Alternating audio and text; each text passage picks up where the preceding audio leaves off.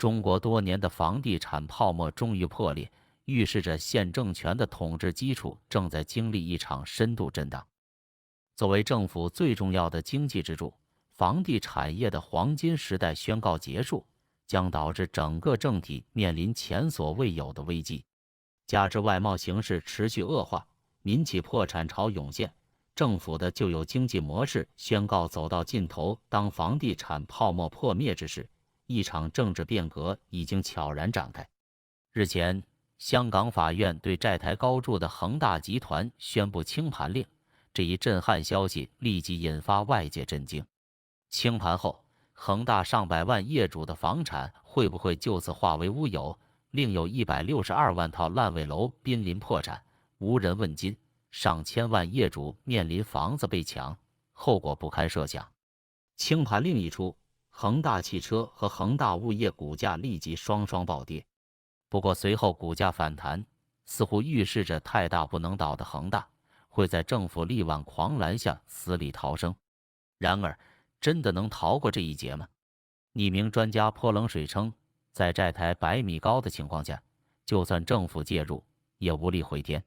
更有评论断言，形势已到了山穷水尽时，恒大的覆灭不可避免。令业主绝望的是，指恒大集团被清盘，但旗下数十家子公司似乎都在加速向死亡深渊滑落。一旦子公司纷纷破产，那么业主的房产就会灰飞烟灭。业内人士透露，目前恒大存量房有162万套濒临烂尾，还有超过600万名购房业主正面临断供的悲惨命运。一名业内人士直言，这已构成严重的社会稳定隐患。有评论分析，房地产业直接关联了水泥、钢材、建材等数万种上下游企业。这些中小企业已经陷入停工停产的绝境，也将加入业主的维权大军。一场规模空前的100万大军围城，势必会让政府陷入两难。面对业主的维权热潮，有评论坦言，政府早已蓄势待发，准备随时出动防暴警察，对业主的合法诉求进行血腥镇压。而在这场看似针对恒大的清盘令后，更大的阴霾笼罩在中国整体经济上。权威数据显示，中国房地产持续下行，去年处于冰点状态。今年情况更加悲观，预计全年房地产投资再降超过10%。这意味着中国 GDP 增速将面临5个百分点的断崖式下跌。可以预见，在楼市不景气的背景震荡下，恒大只是冰山一角。更大规模的地产商破产清盘还在后头，这场看不到尽头的清盘潮势必让中国经济雪上加霜，雪崩式下滑。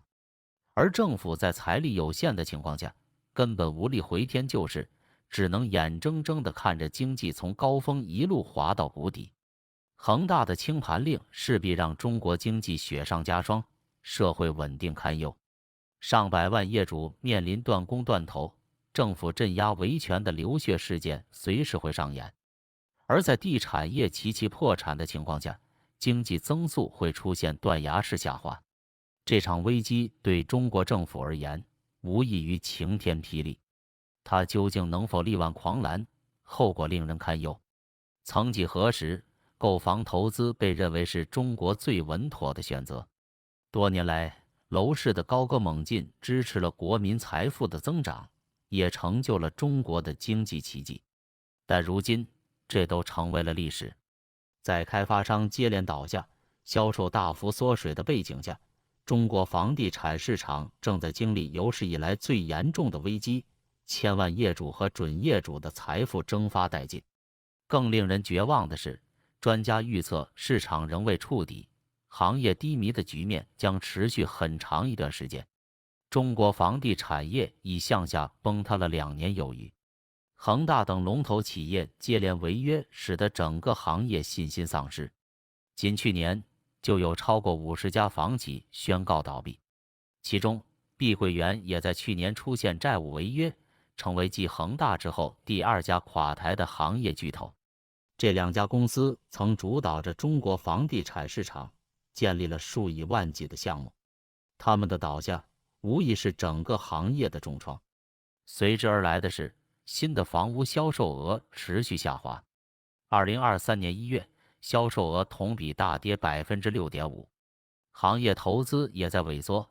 去年的房地产开发投资比上年同期下跌9.6%。在过去3年的浩劫中，中国房地产业早已千疮百孔。最大的问题在于，仍有约2000万套的预售房有待完工。这些楼盘涉及成千上万的业主，完工还需要超过3万亿元的资金支持。然而，在开发商资金链断裂的情况下，他们能否最终完工令人堪忧。事实上，楼市危机已经开始对中国经济造成重创。房地产业占国内生产总值的约25%，是中国经济的重要支柱。它的衰退正在拖累整个经济。2021年，即便中国取消了大部分疫情限制措施，经济增速仍未见起色，很大程度上受到了房地产业的拖累。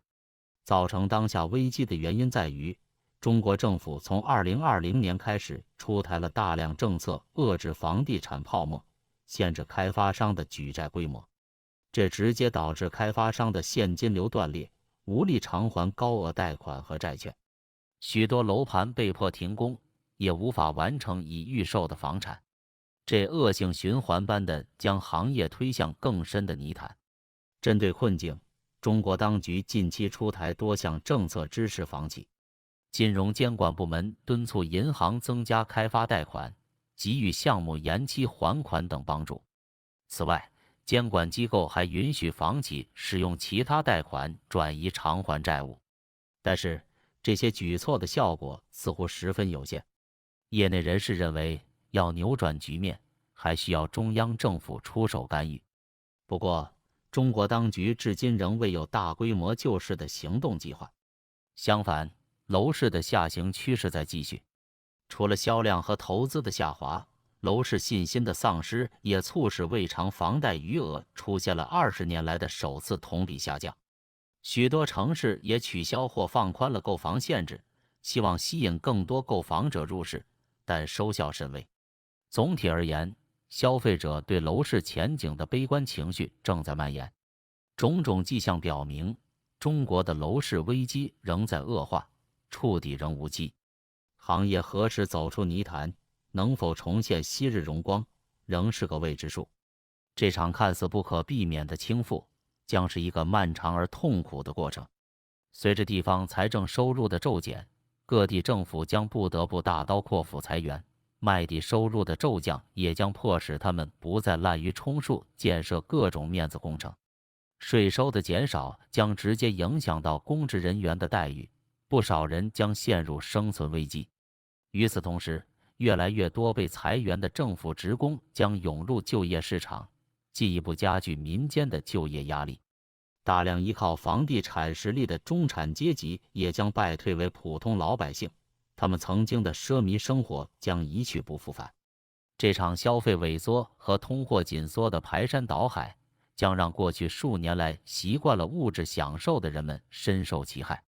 曾经对政府言听计从的群众将在水深火热中觉醒，他们将在绝望中寻求改变，而这一切都只是个开始。